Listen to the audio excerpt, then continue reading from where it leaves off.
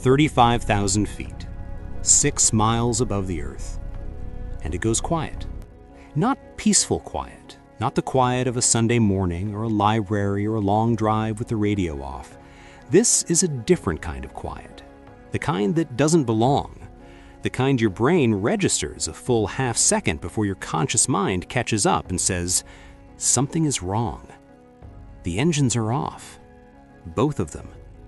You've been flying for 19 years. You have logged more hours in this seat than some people have spent in their own homes.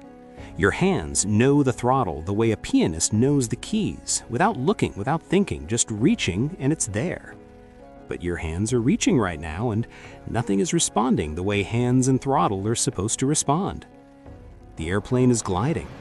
A 90-ton aluminum machine with 155 people behind a door 35,000 feet above the Earth. And it is gliding. You have roughly 19 minutes of altitude left before that math runs out. 19 minutes doesn't sound short until it's all you have. There is a checklist for this. Of course there's a checklist. There's a checklist for everything in aviation. Dual engine failure, restart procedures, emergency descent, Mayday protocol.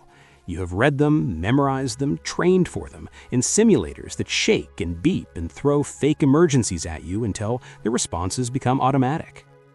But a simulator has a reset button. A simulator doesn't have 155 real people. A simulator doesn't have a real horizon getting larger as the aircraft descends. Your first officer is already running through the restart checklist, and you can hear him saying the words, and you can hear yourself responding to the words, and some part of your brain is doing all of that correctly, automatically, professionally, while another part of your brain is doing a completely different calculation. You're looking at the map. You're looking at the altitude. You're looking at the rate of descent. And you already know the math doesn't work. Not for the original airport. Not for the route you filed this morning over coffee in a hotel lobby thinking about nothing in particular. That airport is gone as an option. It died in the first 30 seconds. Here's something they don't put in the movies. When everything goes wrong at 35,000 feet, it doesn't feel like an action sequence. It doesn't feel like a scene with a score underneath it. It feels like a very long, very quiet moment where you are the only thing standing between an enormous machine and the ground, and every decision has a consequence, and none of the consequences can be undone. You make the call to the cabin. Ladies and gentlemen, this is your captain. We are experiencing an issue with both engines. Please remain seated and follow all crew instructions. You keep your voice flat, calm, professional. Not because you are calm, because your voice is the only thing those 155 people have to hold on to right now, and you know that. You know that if your voice breaks, something in that cabin breaks with it. So you hold it together. You hold it for them. And then you go back to the map. There is an airport, 22 miles north, off the original flight path, not where you were supposed to go, but there. Barely within reach if the glide ratio holds. Barely is not a word pilots love, but barely is what you have, so barely is what you work with. 11,000 feet. You're hand flying now.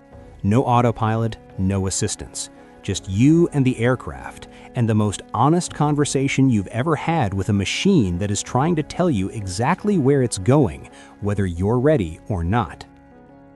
The airport is visible, just barely, a strip of gray against the landscape, impossibly thin from this distance, impossibly far. Every adjustment costs altitude. Too steep and you overshoot, and there's no going around. Too shallow and you fall short, and there's a highway, a neighborhood, a school. You know all of that. You can see all of that from the map and from the window and from every piece of information your brain has collected in 19 years of doing this exact job. You don't think about the school. You think about the glide path. You think about the numbers, 3,000 feet per minute, rate of descent, 11 miles to go. The math is still tight, still razor thin, but it's there. a sliver of margin between what's possible and what isn't, and you are threading yourself and this aircraft and all 155 people through it with nothing but your hands and what 19 years built inside you. Hold the line, you think. Hold it. Behind you, there are people. A woman who moved her flight up a day to get home for her mother's birthday. A college kid with noise-canceling headphones who doesn't even know what's happening yet. A father of 3 who is squeezing the armrest and staring at the seat back in front of him and thinking about things you will never know about. An older man in 14C who has flown 100 times and knows something is different about this descent but can't name why. A young couple who just got engaged last week, still wearing the feeling of it, not knowing what to do with their hands. You can't see any of them, but you know they're there. That's the thing about this job that nobody tells you when you're young and logging hours and thinking about the view from up here. The view from up here is beautiful, but the weight from up here is something else entirely. The weight from up here is 155 lives that you don't know, that you will never know, that got on an airplane this morning because they trusted that you would be in this seat. And you are. You are in this seat. 400 feet. The runway is right there, but the aircraft is heavy and the approach is fast and there are no engines to correct with, no go-around if you misjudge, no second attempt at any of this. One shot. You feel the aircraft settle. You feel the rate of descent in your hands the way you feel your own heartbeat, not separate from you, just you and the aircraft and the runway and the distance between them collapsing by the second. 200 feet, 100. You hold it. You hold it. Hold it. The wheels meet the ground. Hard, harder than ideal. The aircraft shudders the way anything shudders when it lands somewhere it almost didn't make. But it's down. It's down. You stand on the brakes and you feel the deceleration pulling you forward, and behind that door you can hear, even from the cockpit, even through the wall, the sound of people who are holding their breath finally letting it go. The airplane stops. You sit there for a moment, just a moment. Your hands are still on the controls. You don't move them, not yet. They will do an investigation. They will find what caused the engines to fail. They will write a report with a title that takes a full minute to say out loud.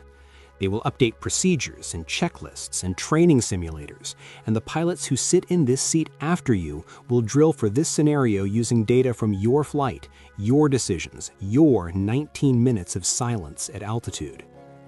Some of them will never know your name. They'll just know the numbers, the glide ratio, the turn north, the approach angle that was too steep to be comfortable and too necessary to refuse.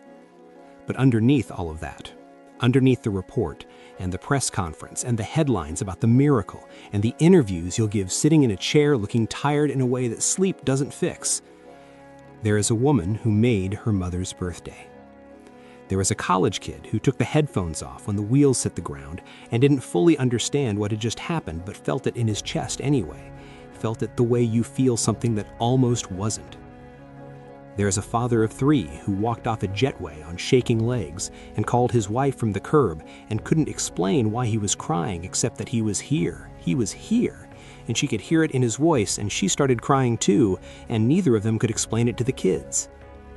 There's a young couple, still engaged, still wearing the feeling of it, now wearing something else too, something they will carry into every ordinary day that follows and never fully put into words. 155 people. 19 minutes. No engines, no second chances, no reset button. Just you and the aircraft and everything you had built yourself into over 19 years of sitting in that seat, choosing that job, believing it was worth choosing. You never asked for this moment, but when it came, you were ready. You reached a dead end and you turned it into a runway so they could go home.